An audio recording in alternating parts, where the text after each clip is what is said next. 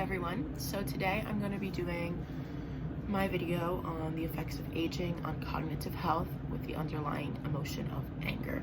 So just to start off, I want to share what cognitive health is, and that is the ability to learn, think, and remember. So as we grow up, I know a lot of people know that the myth is as you grow up, as you get older, your cognitive health starts to deteriorate. You can't remember as much, you can't learn as much, stuff like that. Like, I know there's that saying, you can't teach an old dog new tricks. So basically, a decline in cognitive health is normal when aging. It typically happens with every older adult. It just is a normal process in our lives. There's usually decline in things such as cognitive tasks that require one quick process or transformation, so things like a speed of processing, working memory, stuff like that.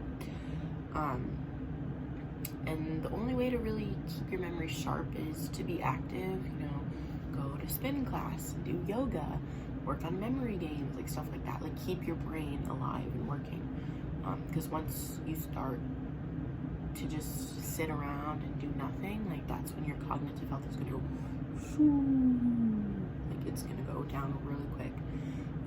And like even how we were talking in class, like once you take the driver's license away from your grandma or grandpa, like that's the end. Like they're not gonna be able to go do stuff that makes them happy unless they can walk there. Like they're not gonna be able to drive, which takes so much cognitive ability. They're just gonna sit in their house all day and hopefully, if they want to, do some memory games or something to keep their brain working. But that's basically the decline in living, which is quite sad. So basically, when we age, the hippocampus, which is a part of our brain that stores memory and cognitive conversion, it can shrink in size, and that can happen to that is due to many different things. For example, some diseases that can shrink the hippocampus is obesity, brain damage, depression, sleep apnea, and even bipolar disorder, which I thought was extremely interesting because when people are bipolar, like they go back and forth between being happy and sad, and or happy and angry, whatever the two emotions may be, or however they display bipolar, or they can get angry like this, like it's insane. But I thought that was super interesting, that how a disease associated with emotions can have a direct impact on our cognitive ability. So lastly, I looked at the impacts of cognitive decline and what happens with anger. So what I found was that as cognitive health declines, anger can become a much more prevalent emotion in older people's lives. This is because it can be harder to learn, to speak, to think when they're older, and they don't have as sharp cognitive health. So what happens is that they can get frustrated super easy, and frustration is a very recognized trigger for anger. So what happens is that they get frustrated, and then they get angry, and then they're not able to receive the reward that they could beforehand when they were able to complete tasks quickly and were able to learn new things quickly, and they get frustrated, which is why we see that a lot of older people are angry a lot of the times, and they don't they get frustrated super quickly and angry at everyone, and that's because they don't think as quickly as they used to, and they don't remember things as quickly as they used to. And I know if you're trying to teach an older person how to use a phone, they get so frustrated and angry at you, and that's because that's what happens. Like, they don't have the same cognitive ability as you and me, and that can be frustrating. And obviously frustration goes hand in hand with anger. And so I think through this research, I have a lot more respect for older people, and I can understand why they're actually so angry. And it's not their fault. I mean, as you grow older and as you age, you're not going to be as sharp. Your cognitive health is going to decline. It's some faster than others, and that can be extremely frustrating. And it's not something that you can see. Like, you can see when your skin gets wrinkly, and you can see when your hair turns white, but you can't see when your cognitive health is declining. So I think it can be extremely like shocking to some, and it can be the reason for these angry outbursts in older people. Okay, so just a little bit of background knowledge on my interviewee. I interviewed my friend's grandma, Janet York. I asked my friend prior to asking her if I could interview her. I asked her just what her grandma was like growing up and how she felt she was emotionally. She said that she's typically pretty happy. She was kind, caring. She loved her grandkids. She was rarely angry at them, and rarely in a bad mood. So I took that into account when I interviewed her.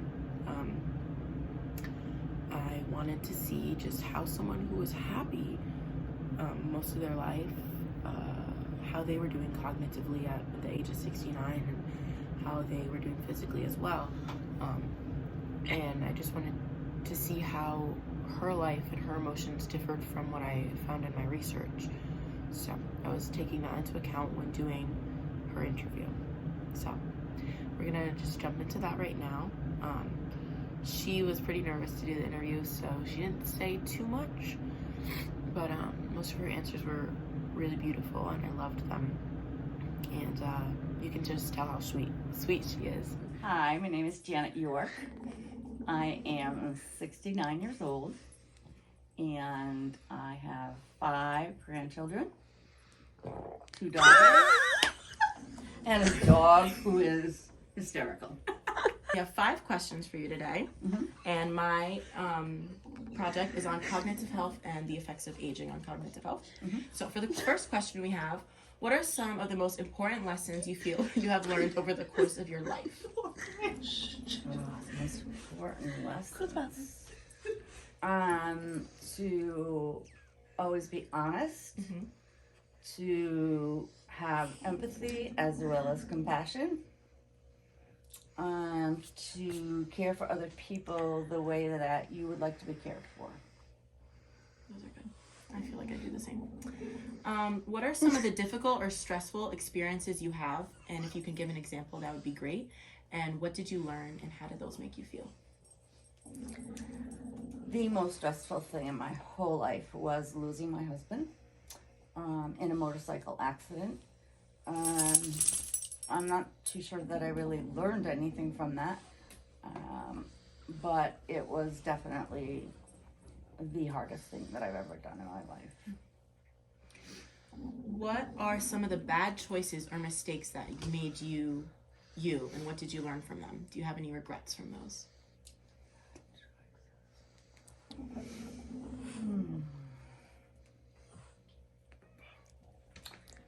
I can't really say that I can identify any bad choices that I've made in my life. Everything that I've done, I have benefited from as my life went on. Okay. Well, on that, do you have any regrets of stuff you didn't do? I do have a regret that I didn't go on to school and make and do a better education for myself. What would you say you know now about living a happy and successful life that you did not know when you were 20?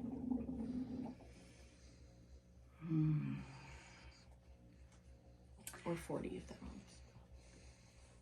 I guess I would say that I never really realized how happy you could be from having children and then grandchildren from them. My grandchildren have been the light of my life, and I think that that's one of the most important things. And then last question, what would you say are the major values or principles that you live by, and where did those values come from? Honesty, again, compassion, and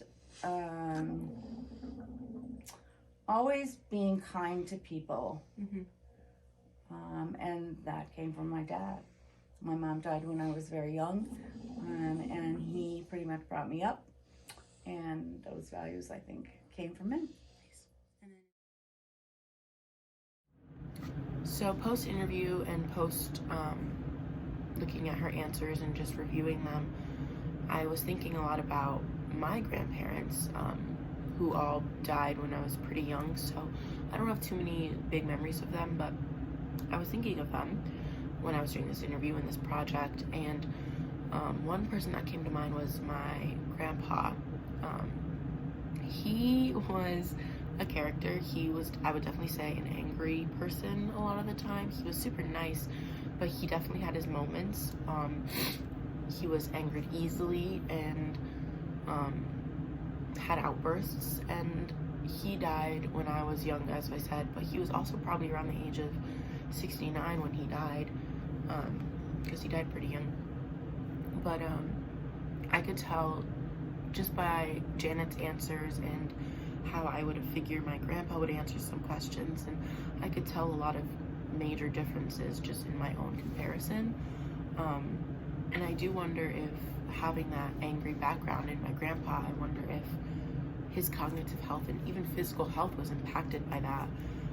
And I think through my research and this interview and just what I know about my grandpa, I wonder if we could have changed something with that, if he would have gotten help or something like that, if he would have not aged so fast cognitively, because he definitely was at a younger age, and was showcasing, cognitive health behaviors of someone in their 80s or something like that. So he definitely aged a lot quicker than most, and I do wonder if that had something to do with emotions or just how he grew up. But definitely doing this interview and project made me think of that. So in conclusion, cognitive health is something that declines in everyone. It just depends on the rate and the person. Some people can lose their cognitive health quickly, and some, they might be 90 and still act as if they're like 25. So it really depends. It depends on if there's any mental issues such as dementia or Alzheimer's. It depends if the person is willing to go out there and stay sharp and exercise and use their brain. And then I also, through this research, I obviously found that with cognitive decline comes increased anger, and when older adults are no longer able to remember or think how they used to, they begin to get frustrated easily, and that can lead to large anger outbursts. And I think this project has made me realize why so many people, older people, are angry, and I'm definitely going to look at them differently and realize that it's not just because they're sad or grumpy, it's more because that they don't think how they used to anymore, and they're upset about that, and it's frustrating for them. And I definitely feel a little bit more empathy towards them. So I'm glad I did this project on this subject, because that was one of the things in life that I was like, really, like, do you need to be this grumpy towards me? But I guess I get it now, so that's cool. Thank you for watching.